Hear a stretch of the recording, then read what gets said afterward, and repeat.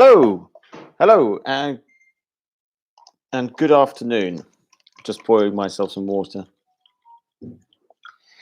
So, this is going to be a lesson for pre-intermediate students, and I'm just going to share the lesson so more people can join us. We've got one person already. Hello, thank you very much. Welcome. Good afternoon. I hope you're well.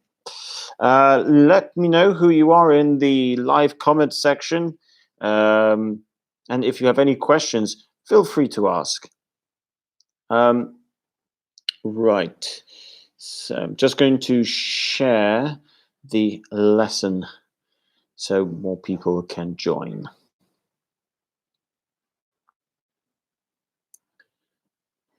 Okay.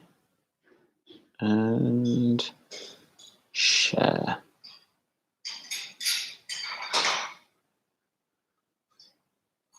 Great. Okay, let's begin. So, our last lesson was on Monday morning. And on Monday morning, we looked at, let's see, Unit 9, I think it was, wasn't it? Now, in this lesson, we are not going to go through the book in terms of outcomes and just looking at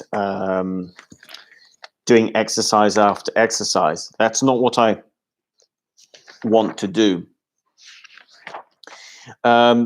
Yes, we were on mind and body, and we were looking at some new vocabulary to talk about our health. But what I want to do in this lesson for you is I don't want to just go through the book looking at exercises or whatever in here. The idea of this lesson is to help hopefully be able to teach you guys how to teach yourself and develop your language during this period, as you don't have a teacher with you. So this is ideas to best how teach yourself at home. So let's look at one or two things that we can use as a platform. So let's take a look at this idea. First of all, reading. I'm just going to explain to you how you can develop your reading skills and how you can use your reading skills to help develop your range of vocabulary. So, for example, in the unit of mind and body on page 83, for example, you have a reading on mind over matter. And what you end up having to do is you end up having to read some text that explains different things. In this case, it's all related to health.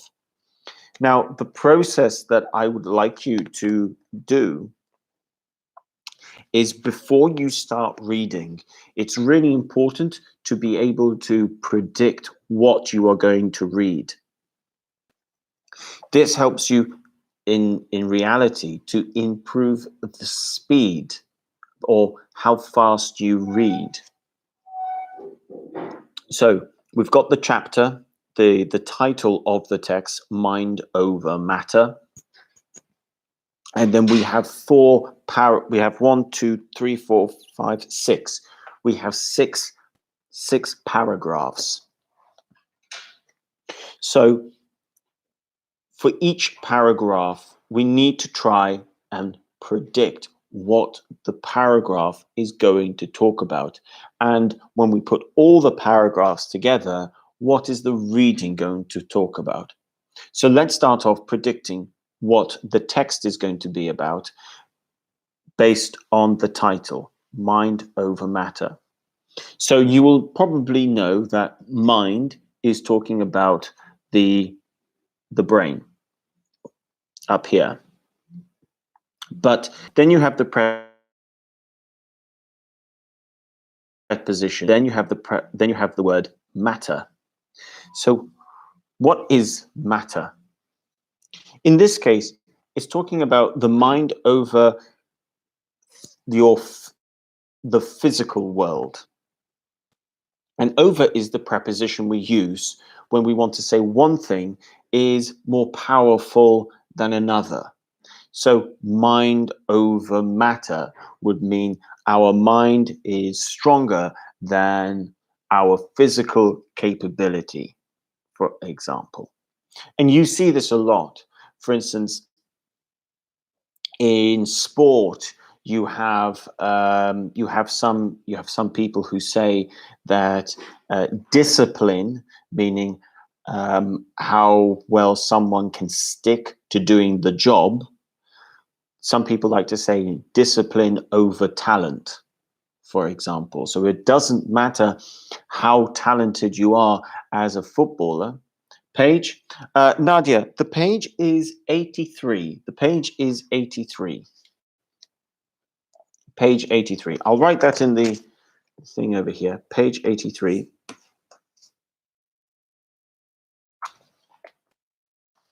I'm not allowed to show the book. That's why I'm not holding it up. So that's what we mean, mind over matter.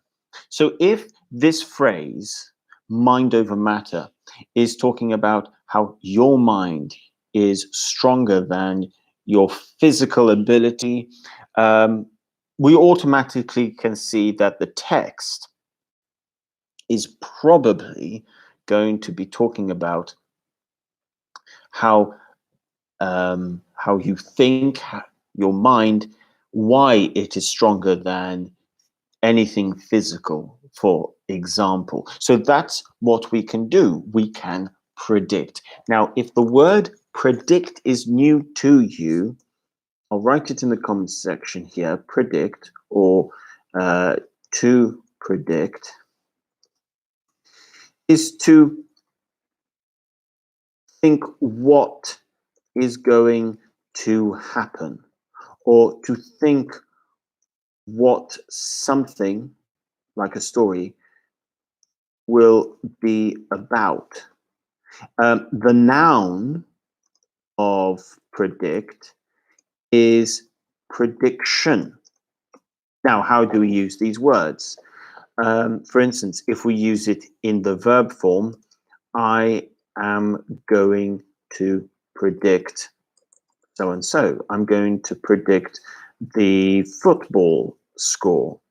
But if I want to use it as a noun, I would say, if it's a question, what is your prediction? That's how I can use it as a noun. I can also use it at the start. For instance,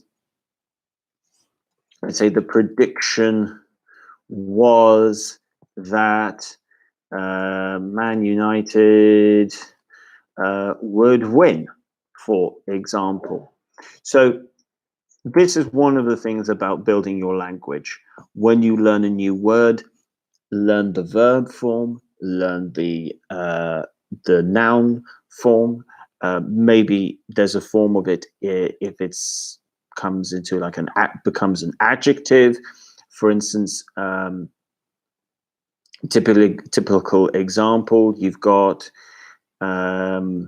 amaze and amazed. Amazed can be a verb. Amazed can be the past form of the verb, but it can also be an adjective. So we need to learn, when we come across new words, all the different forms of the word. And a really good way to do it is to use an English dictionary. If you just translate the word from English back into your first language using an app, it's not always going to tell you how to use the word, or how the word can be used differently or changed, and therefore the meaning can change. So whenever you come across new language, make sure you learn how to use it in different categories.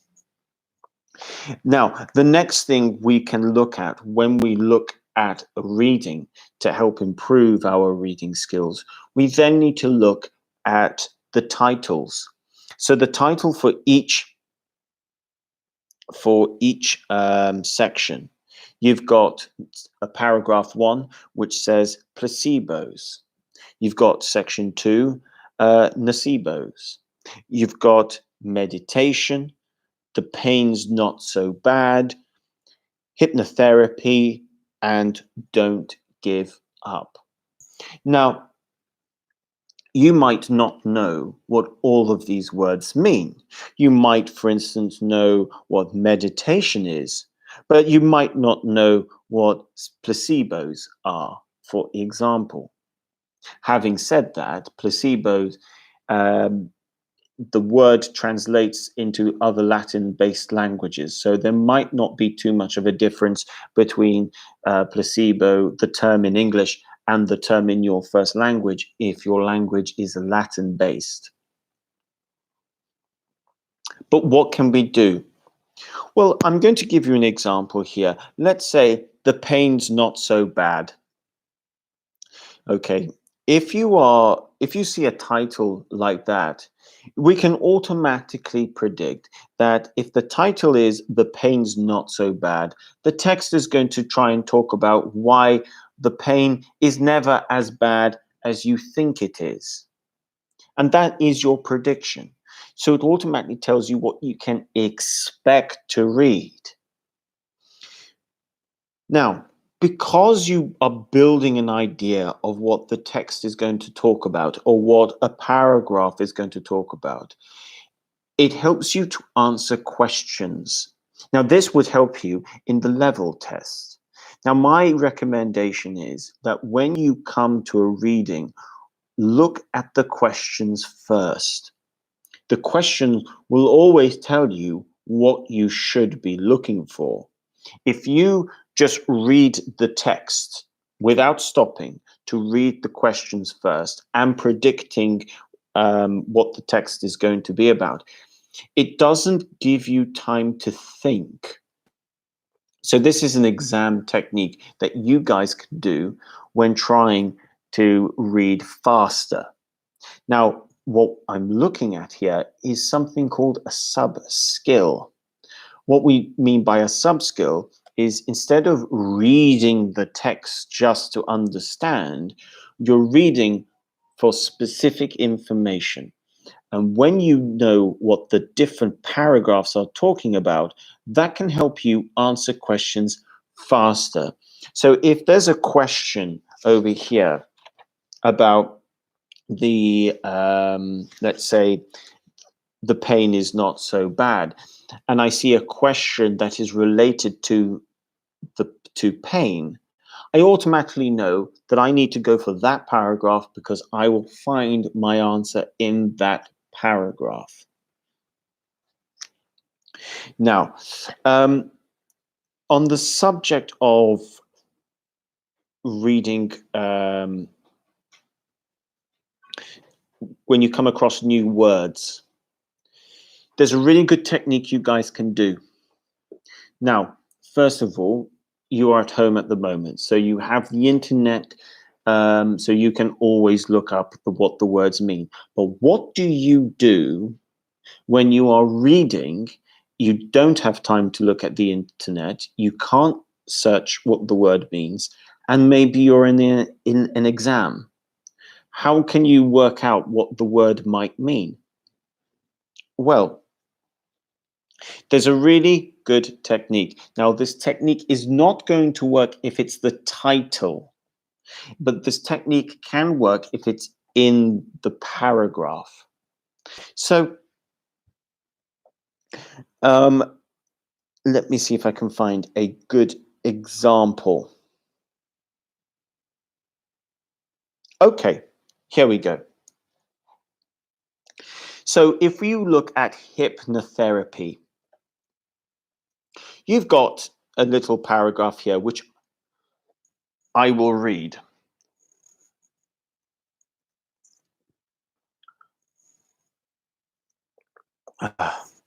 In 2014, oh gosh, I need to drink properly.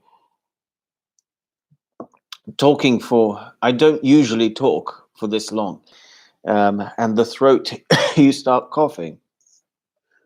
So, hypnotherapy. In 2014, the singer, Alama Kante, had a successful operation on her throat in France. She was hypnotized before it, so she did not need any drugs, and she could sing during the operation. This way, her voice was not damaged, and she recovered more quickly. Hypnotherapy has also been successful in other areas, such as helping people give up smoking. Now, let's say you see this phrasal verb, give up, and you don't know what the word means. You have never seen this word before. What you do is you take your thumb and you put your thumb over the word so you cannot see the word. You then read the sentence again, and maybe the sentences before, so you understand the context.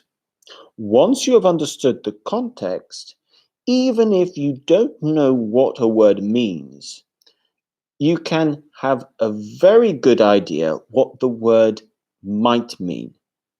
So, and you can start to think of what the synonym of the word might be. So if I cover the word give up and I read the last sentence again, hypnotherapy has also been successful in other areas, such as helping people smoking. Now, it's talking about a positive effect on people. So I can think, give up. What would I write? I would write stop smoking. Does it make sense? Hypnotherapy has also been successful in other areas, such as helping people stop smoking. Yes, it does make sense.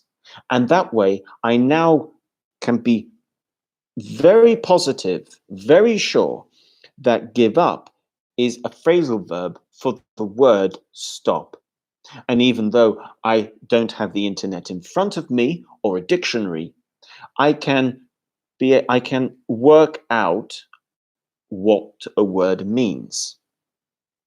Now, if there's a word you guys don't understand from this reading, please write in the live chat and we can look at what the word means together. So, what I will do is I'm just going to give one other example. And while I give an example, feel free to read through this reading over here on page 83.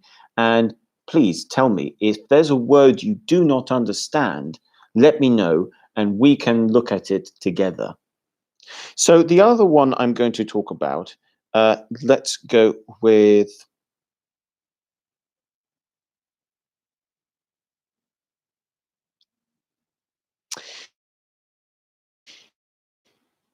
okay, let's go with number one, actually, placebo. So if you give asthma sufferers and tell them it will help their condition, many of them are taking it, even when that medicine wasn't actually real. It was a placebo. Oh no, the internet has stopped working. Hopefully it will come back. Please be patient. Here we go. Russ, and I am back. Sorry about that. At the moment, so many people are at home on the internet that the internet connection sometimes stops. I do apologize. I will start again. So, placebo. If you give asthma sufferers medicine and tell them it will help their condition, many of them will report that they feel better after taking it, even when that medicine wasn't actually real. It was a placebo. Sometimes doctors can measure physical changes after patients take a placebo. For example, their blood pressure may fall. So it seems the placebo effect is not just a trick of the mind. We have this word trick of the mind. So it seems the placebo effect is not just a trick of the mind. How can we work out what trick means? So we take our thumb, we cover trick. We look at the context. So we now have an understanding and we have an idea of what placebo is. Placebo is when we are suffering from some form of illness, and a doctor, instead of giving us medicine, gives us something that we, as the patient, think is medicine. And when we take it, we end up feeling better. So the medicine is not real, but it has a positive effect. So it seems that the placebo effect is not just a trick of the mind. Now, here, this can make us think of a few things. What else what else can we think of which has an effect on our mind that is real, even though what we are seeing or feeling isn't real? Well, this is magic. Magic is, well, we call it a magic trick.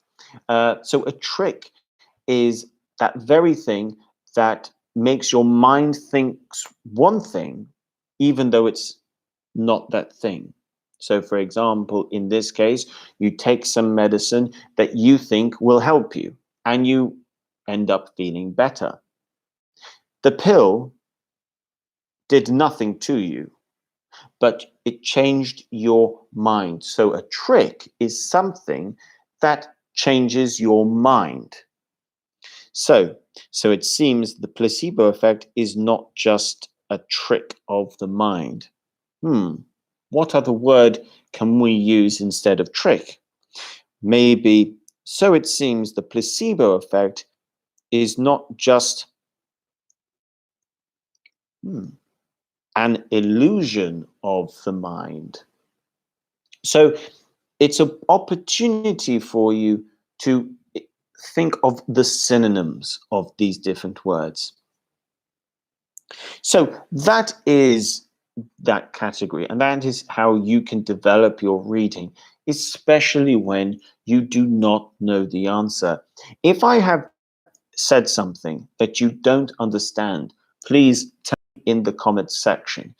This is quite difficult to explain when you're not in a classroom. So please let me know if you understand, because this is this can be a little bit difficult. So I hope you have understood, but if you didn't, please ask and I will try and explain again, but in a different way. Now, other things that you can do. You are reading, and now you have come across new words. In this case, we came across give up and we came across trick. How can we add them to our dictionary? Step 1, write. Make a note. Write the new word down, and every word you read, when you are reading that is new, you should write in a little notebook.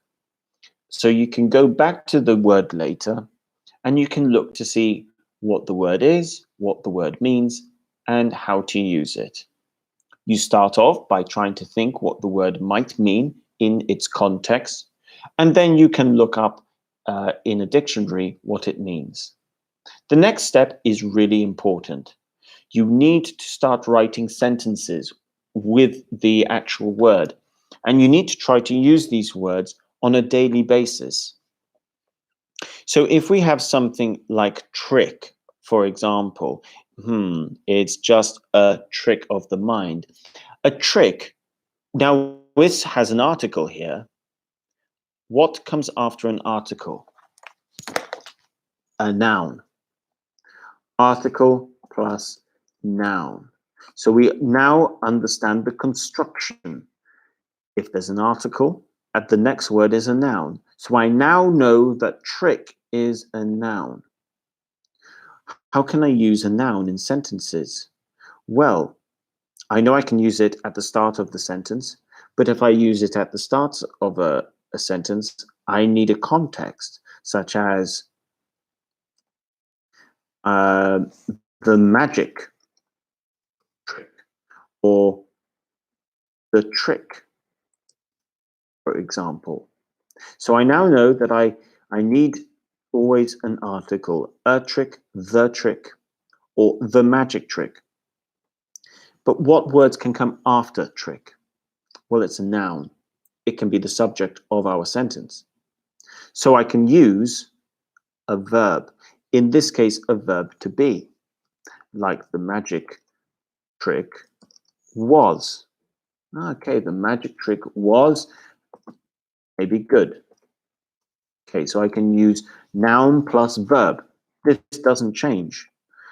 Okay, so you know the category of the verb, of the word. You know, therefore, what words can come either side. This is to do with language structures. Now, if you find this confusing, what you can do is look at the look for examples. Look at the construction. And if you find it confusing, look at how the sentence is written in your own language. The reason why you are probably confused is because the language structure in your first language is different. So if you are Turkish, the Turkish structure of language is really different to English. Same with Russian. If you are Spanish, there are some similarities, but then there are also some obvious differences. So part of your time trying to learn English is to see where these differences are. Because I can tell you this, the mistakes you make in English will almost, like at least 70 to 80% of the time, be because you are writing in a way that you would write in your first language, not in English. And this is the same for speaking. It's one of the things you can do. Record yourself speaking. I think I said this on Monday. Record yourself speaking. In fact, even better, talk about the same thing in English and in your first language and listen to the difference. Listen to the difference in the way you have to try and put the words together to make sense. So these are little tricks. Hey, tricks. Ideas. Now I've used it as I've used it with a different meaning now, tricks. I've used it in terms of ideas or ways, different ways to teach yourself English when you don't have a teacher. So that's another meaning of trick, and I'll give you an example. That's another trick you can do. This is the same as saying that's another way to do something.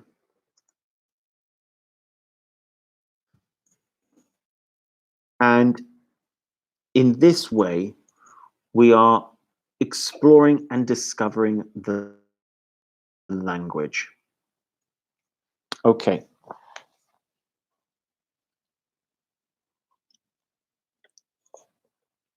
Now, let's look at something a little bit different, everything that we have looked at. And we're back. Excellent. Thank you very much, guys. Thank you for being patient. Um, Unfortunately, so many people are using the internet at the moment that this is being quite annoying. So far, like I've said, we were looking at some new words. We looked at trick. We looked at, what was the other one? Give up. Now, let's look at the opposite. And this is really important. When you learn a new word, don't just learn the synonym. Learn the antonym. The antonym is always the opposite. And that way, from one word, you end up learning 3 words. So if we look at give up, we then need to discover or think, what is the opposite to give up? Well, I can tell you the answer. Sometimes you'd have to go on the internet to discover this, but the opposite to give up is to take up. So you can say, I want to give up smoking, but you can also write in an opposite way, I want to take up eating healthy food.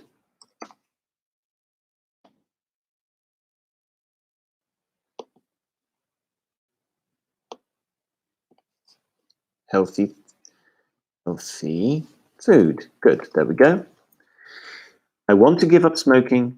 I want to take up eating. Now, there's something really interesting here. The formation.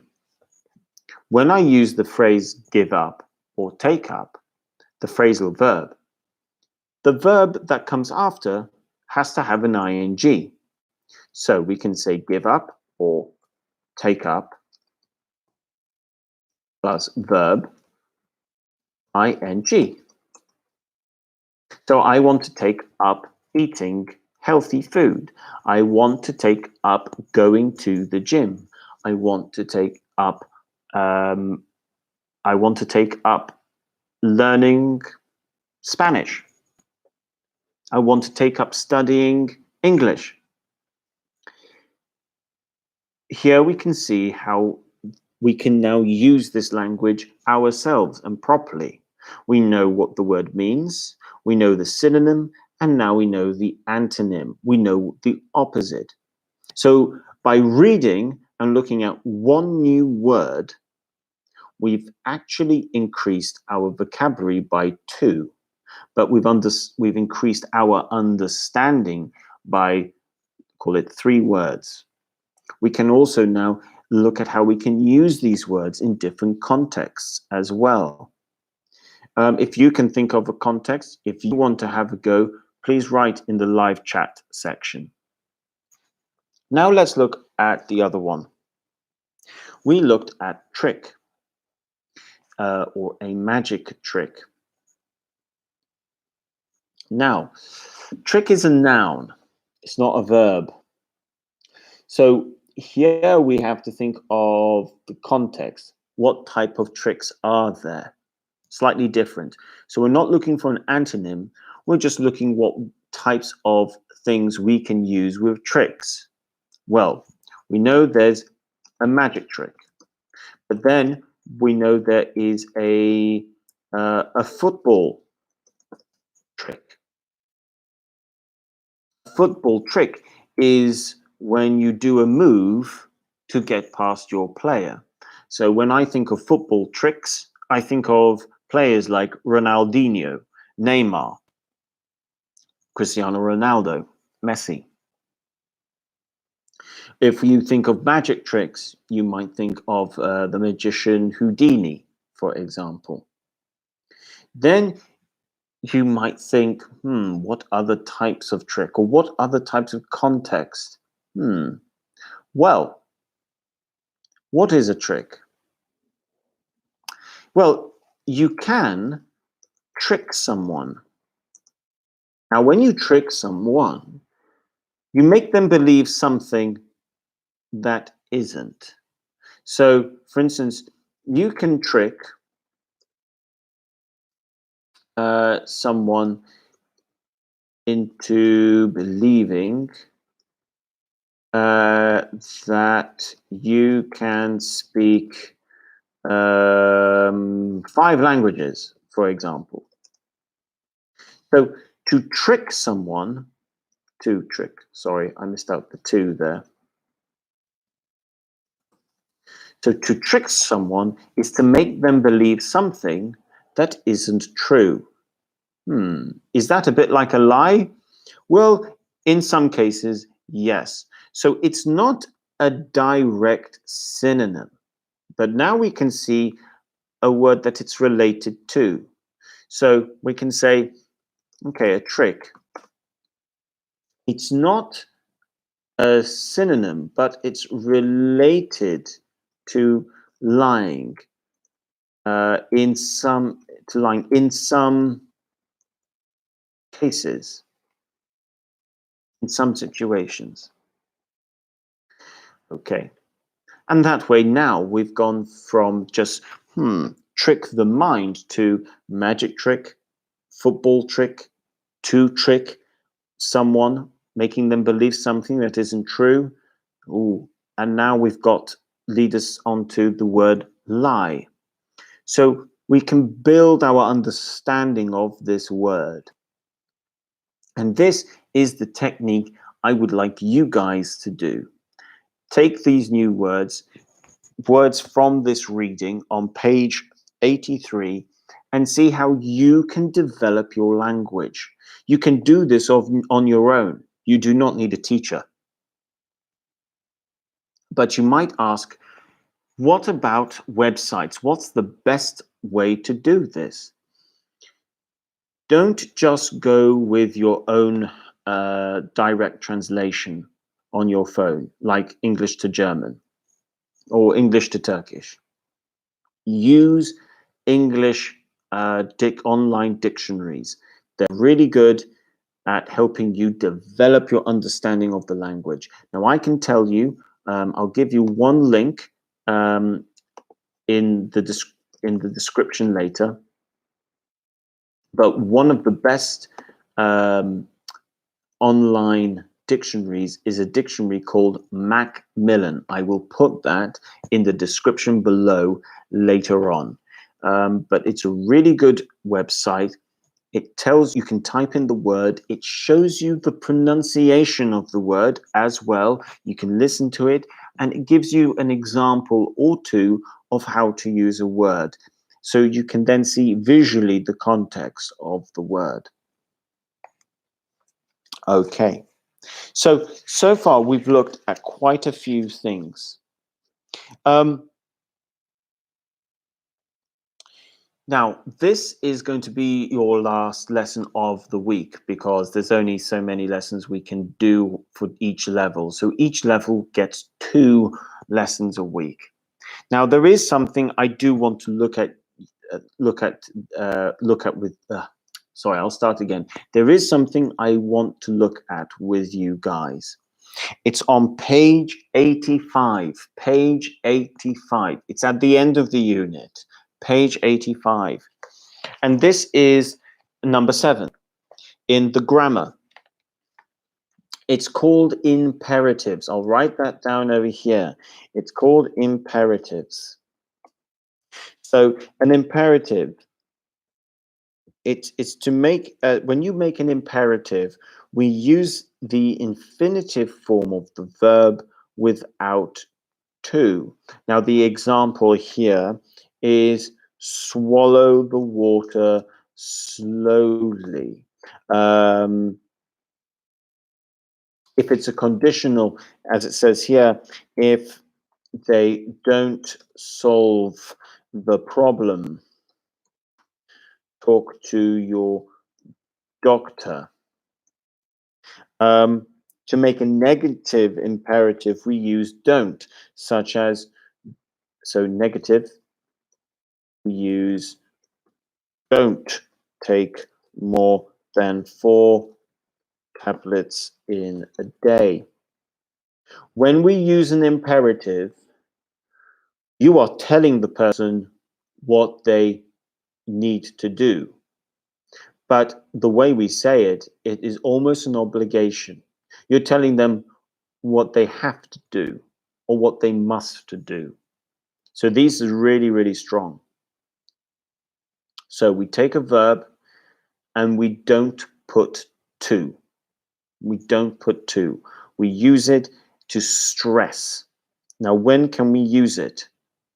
We use it at the start of a sentence, first of all. Or we use it after the comma in a conditional, in what we call actually a zero conditional sentence. A zero conditional, by the way, is when we use for essentially facts or obligation, must. Like if if you see a bear, run to the car. Or if you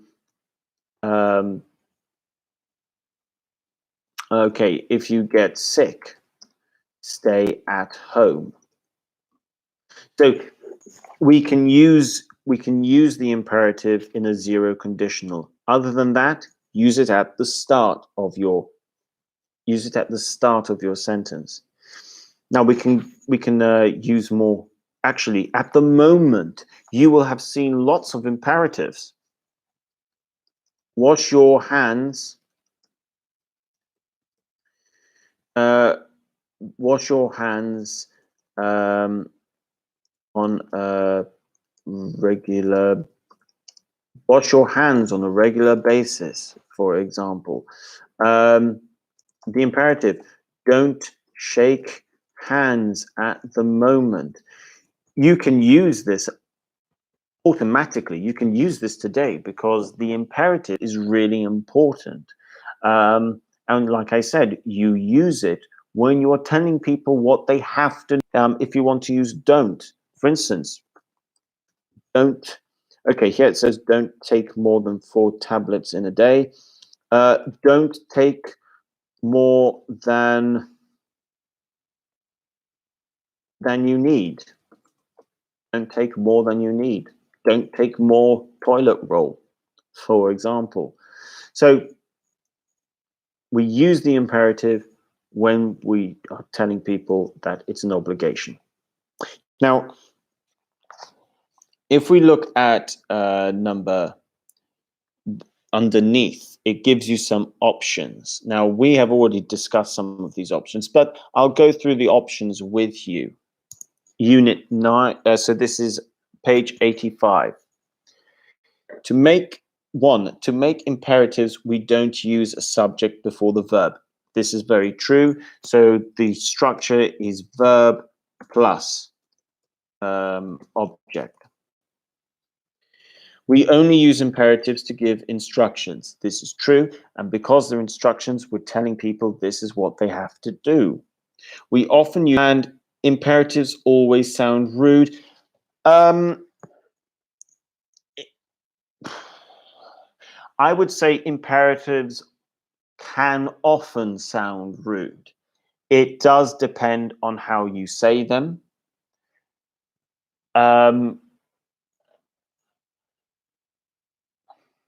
I mean, look, if you want to make an imperative sound a little bit more polite, you can add please at the end.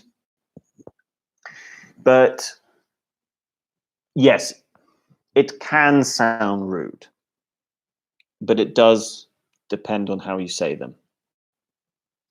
I would say if you're in an airport, you know what I would say? I don't disagree in the sense that it says imperatives always sound rude. I think imperatives just sound sometimes unfriendly. For instance, if you're in an airport, you will see people give instructions with imperatives like take off your shoes, take off your boots, take out your laptop. It's not friendly. It doesn't mean it's necessarily rude, but it's not friendly. So security, law enforcement, they will use imperatives because you need to follow instructions. Um, so let's have a little look at question 8 in Mind and Body 85. You've got choose the correct form. You've got number 1, take or don't take any more today. That's the third one you've had. Here you have a choice. We either need to circle take or don't take. Because of the context, we can see that the answer here is don't take. So don't take any more today. That's the third one you've had. Now, that is something you might hear if you go to a supermarket at the moment. In the UK, they are now using this in supermarkets. They are telling people, don't take more than 4 items of the same thing. Don't take more than 4 items of the same thing. Because people were going in and buying 5, 6, 7, 8 of the same thing. So number 1, don't take. Number 2, eat something first and then take them. Or don't eat something first and then take them. Well, this is usually to do with medicine like pills and tablets. So we can see here that the answer would be eat. Eat something first and then take them. I invite you to complete the question in number 8, and I'm going to give you 30 seconds. Try and complete answers number 3, questions 3, 4, 5, 6, 7, and 8. In question 8 on page 85. When you finish, just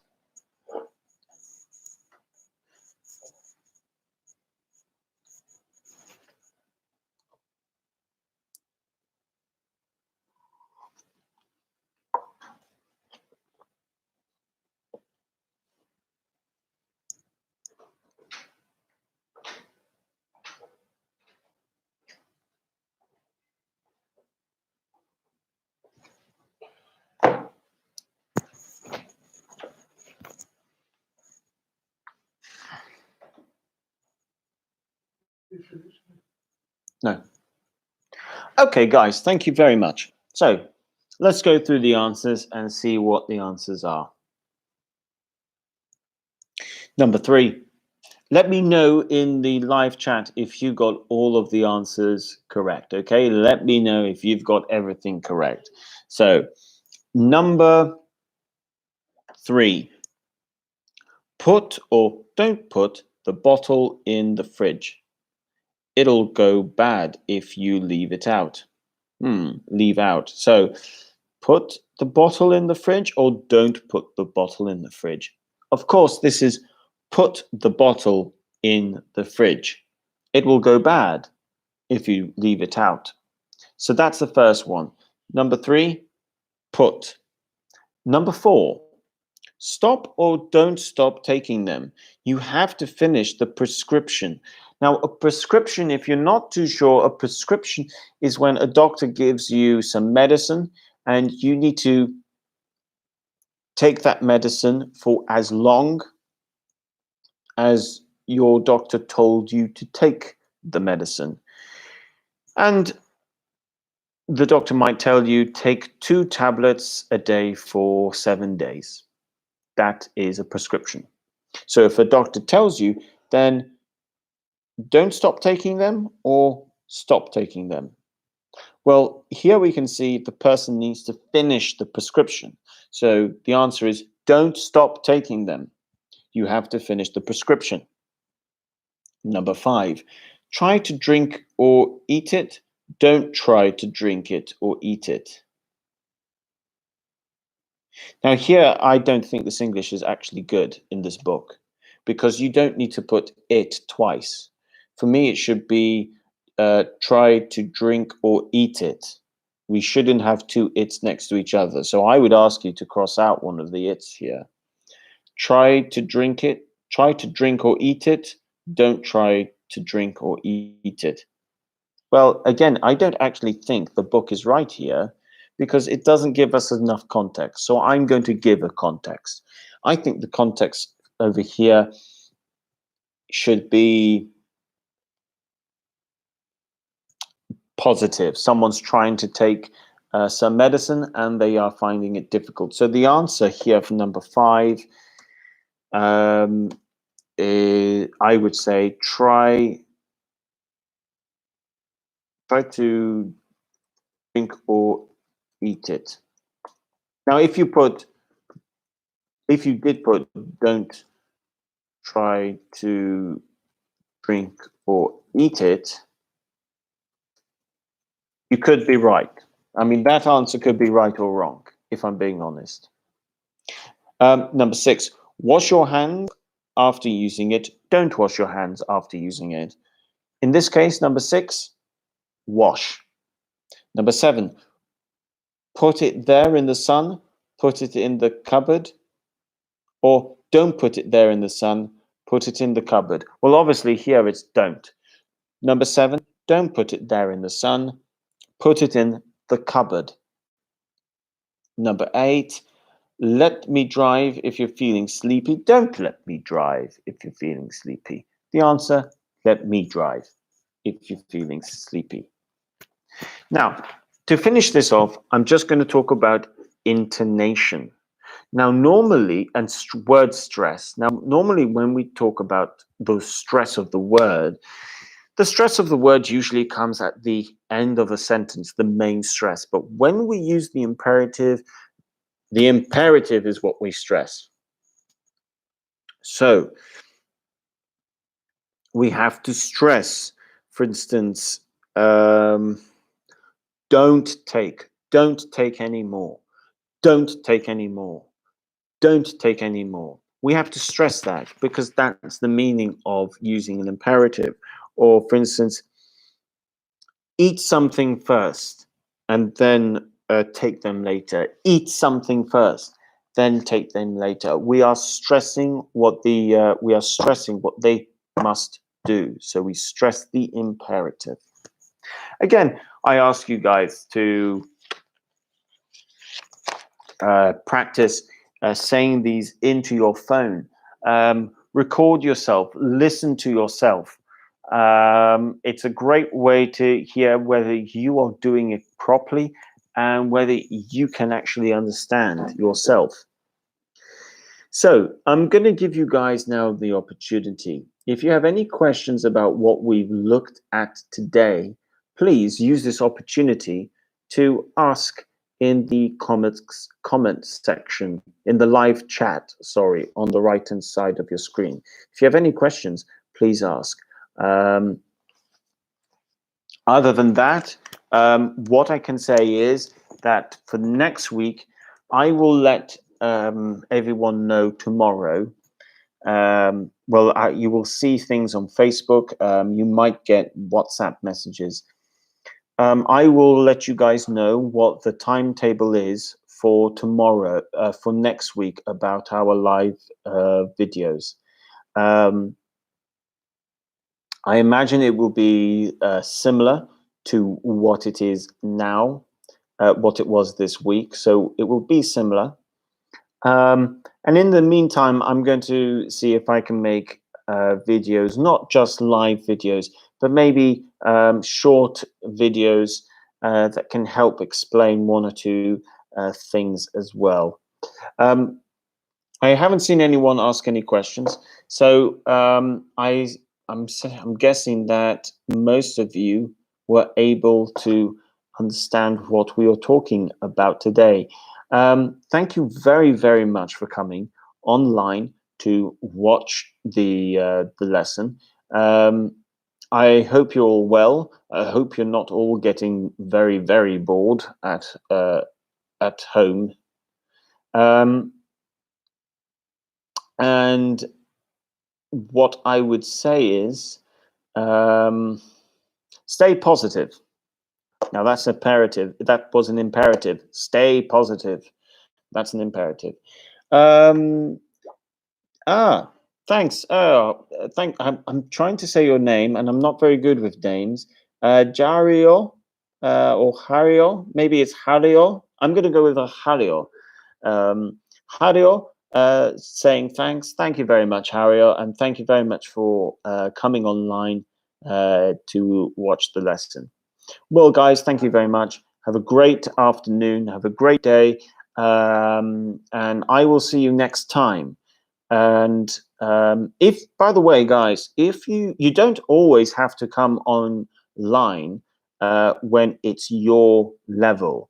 If you want to come online tomorrow morning for the intermediate level, for example, the intermediate lesson, you are welcome to join.